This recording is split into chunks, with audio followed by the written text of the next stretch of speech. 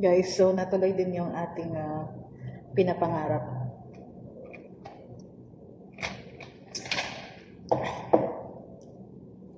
At this mga guys, so bumili ako kanina kasi parang nag-crave ako. Hindi, actually, nakakita ako ng bukas na gato sa ref. So, meron ng Alaska. So, sabi ko, di ba bawal nga dito sa lata? So, sabi ko, bibili na lang ako ng avocado. Ayan, tingnan nyo, oh. Sauce! Sarap. Tapos, ito na lang yung aking magiging dinner.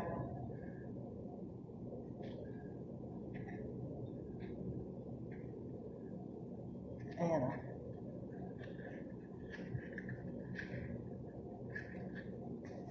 Ano guys, oh? Ang cute, no? So, buti na lang, prepared tayo mga guys. Meron ako ditong mini knife. Cute siya, oh. May takip yan siya na ganun. Yan. Parang nakaganon pala siya. Yan. Ganyan yan siya, eh. So, nilagyan ko ng pangalan. Kasi also yung nakawan sa opisina. So, tanyo to. Pwede din to siya pang open ng mga parcel. Yan. Cute lang siya. Ooh, so yum. Excited na ako.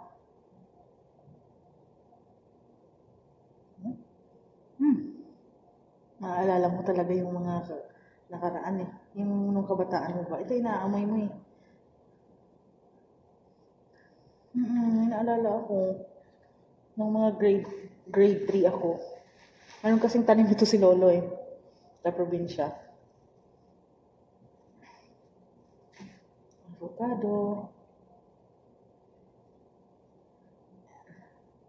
So parang hindi mag-crush siya mga guys.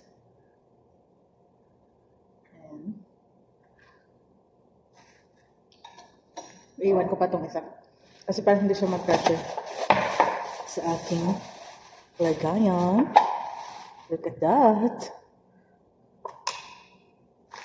Oh. Ano ba masarap dito? Nilagay ko ba muna sa ref? Oh.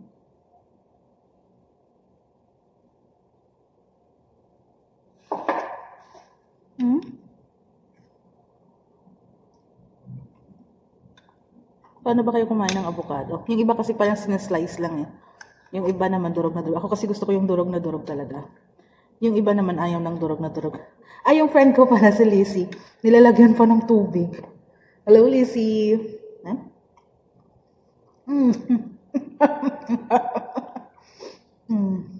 Ang sarap.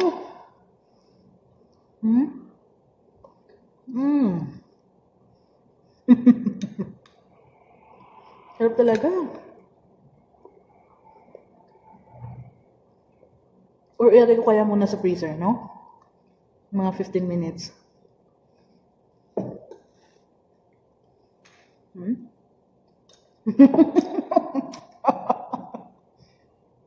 Ang sarap talaga, guys. Okay, gabay na, palamigin ko muna. Thank you for watching.